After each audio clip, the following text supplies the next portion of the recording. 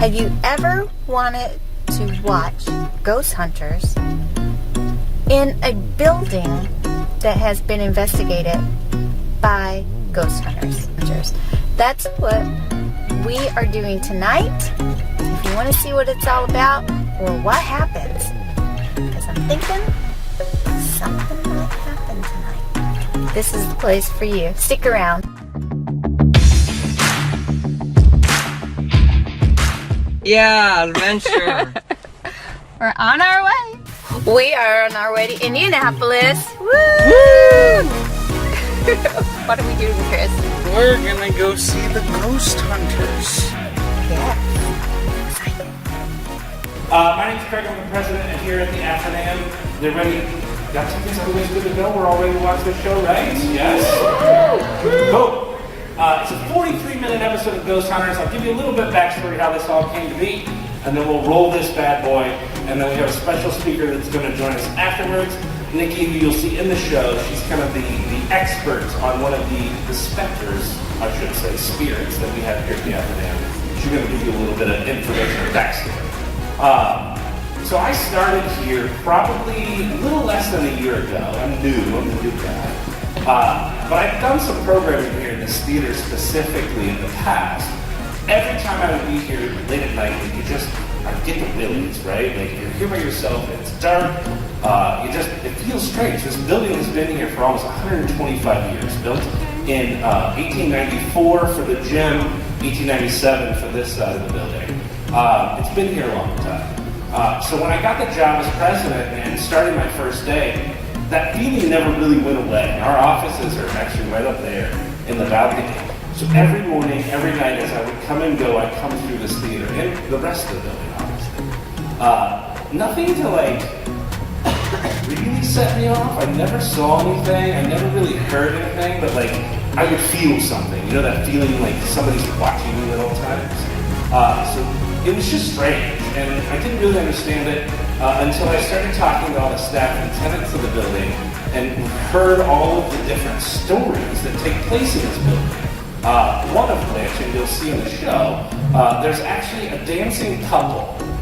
Late at night sometimes, a couple will dance on this floor in full Victorian garb and spin around and dance. And some of the staff have seen them. Some of the production teams that have been here doing my plays have seen them. One of our staff in particular, David, you'll see him in the show, he's seen them actually go in and out of the theater. It's very strange, but at the same time, quite beautiful, actually. Obviously, Dr. Kanabe was a spirit that had been in the building and had been talked about.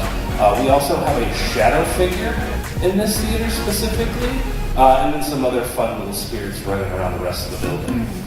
So as I hear this, I'm like, it's just it kind of adds credence to what I was feeling. And I heard through the grapevine that A&E was actually rebooting Ghost Hunters. Any fans of Ghost Hunters? Hopefully all of you, yes? I used to watch the show a long time ago when it first started on Sci-Fi. So I was fascinated by the idea. And I heard that they were actually looking for places in Indianapolis or in this area because one of the new executive producers actually went to college at Butler. And really wanted to do something here in Indianapolis. So I raised my hand, and I got my iPad out and made one of these fancy little videos you'll see in here. And sent them a note. Said, hey guys, here's the situation. Run this great facility. I don't ever feel in danger, but I just get the willies coming into work. And sure enough, I got a response back from the production team. And within weeks, they were actually here. It didn't take very long. They came in July for about it was an entire week, 7 days for the production team. The hunters themselves were here for 5 days, so they were Monday through Friday. They would punch in every night at 11 p.m. and they would punch out every morning about 4 or 5 o'clock. And I got to be part of that, which was really neat to watch that production. Now, they wouldn't let me go on any of the hunts with them. I had to sit in their headquarters and basically, watch my phone or whatever, because they didn't want me to be part of it. They didn't want me to see what happened. They didn't want me to see the wizard behind the curtain, so to speak, which I totally respected. But it was a really interesting process to interact with these guys.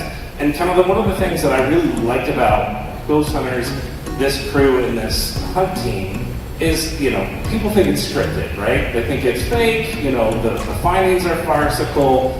They're not. Like, these guys are professionals, as professional, I guess, as you can be as a ghost hunter. I guess I would do these guys, because you're getting paid to do it. But they were very particular about, like, no sound. Nobody else could be in the building. They weren't even going to let me be here, but I made them because I run the place. So, like, no sounds, no lights. They were really particular about, like, how they did what they did, which I respected. Like, sound for them is a very important thing. I think that's where they get a lot of their cues and they get a lot of their stuff. So, like, I could tell just by how they did everything. Like, they were legit. Like, they cared. It wasn't like they were trying to get a spirit on tape the whole time. Like, I feel like some of these shows are like, I gotta get it on camera so I can be famous. Like, they just wanted to answer questions, and more importantly, they wanted to tell history. They wanted to tell a story, which is what I really liked about this kind of reboot of Ghost Hunters. So you actually get a story at the end of this episode. There's a little bit of payoff. It was a lot cooler in person. I was here for that part. Well, part of it, as I could say. That took place in this theater. So it's going to be really fun. If you've not seen it, you're going to get the hairs on the back of your neck stand up, especially when they're in the theater doing their stuff. There's some really neat footage. Our city looks beautiful in this piece. This building looks beautiful in this piece. We were really excited to host them, and it was a really fun experience. I'm so glad you guys came out tonight. And like I said, at the end, so at the credits, we're going to leave house lights down, and then at the end, we'll turn house lights up. If you need to take off, that's absolutely fine. But we're going to have Nikki, you'll see her in the episode. She's going to get up and talk about one of our friends that lives in the building, Dr. Kanade. So very interesting person, a lot of backstory. What do you guys think? Yeah? Well, I'm very excited to introduce Nikki. You obviously saw her in the show. She is the foremost expert on Dr. Kanade. She's going to talk a little bit about, what are we going to talk about? A little bit.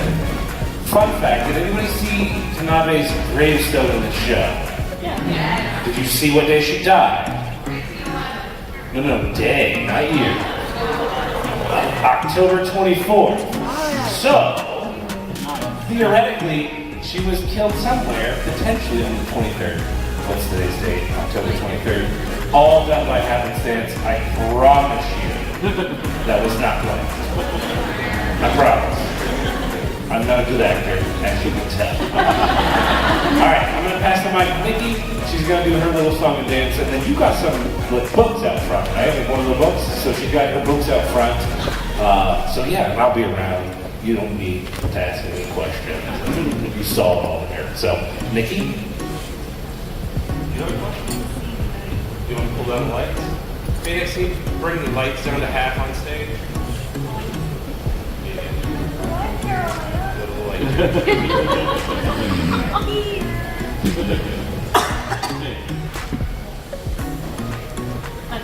Yeah, I'm not ready to go to the other side just yet.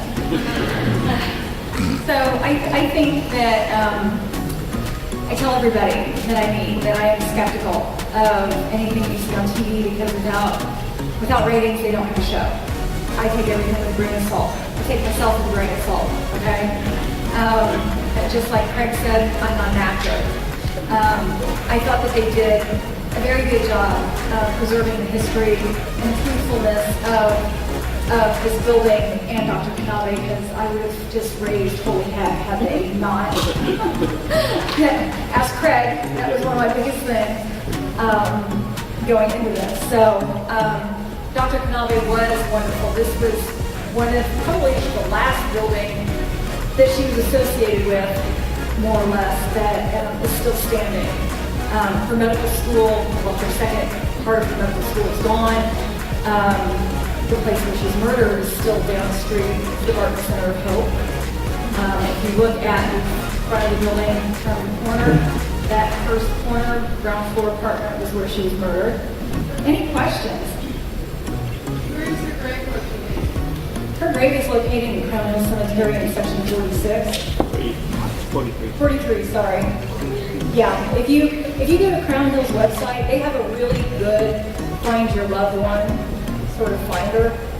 And when you find section 43, there's a road that kind of curves around. You park next to the water spigot and go about 3 rows back to Seaverstone. Last night we went and watched the Ghost Hunters show in Indianapolis. where they investigated the episode Dancing with the Dead. Me and my son Christopher went there, so we went and watched the episode in which they investigated the location we were in the summer. My only regret, I was telling my son, was that nobody touched me on the shoulder while we were watching the episode. The only place I felt a little spooky or spooked was in the restroom. When I first went in there, I felt a little uneasy, but then I'm thinking that was probably just my imagination because nothing happened to me in the theater.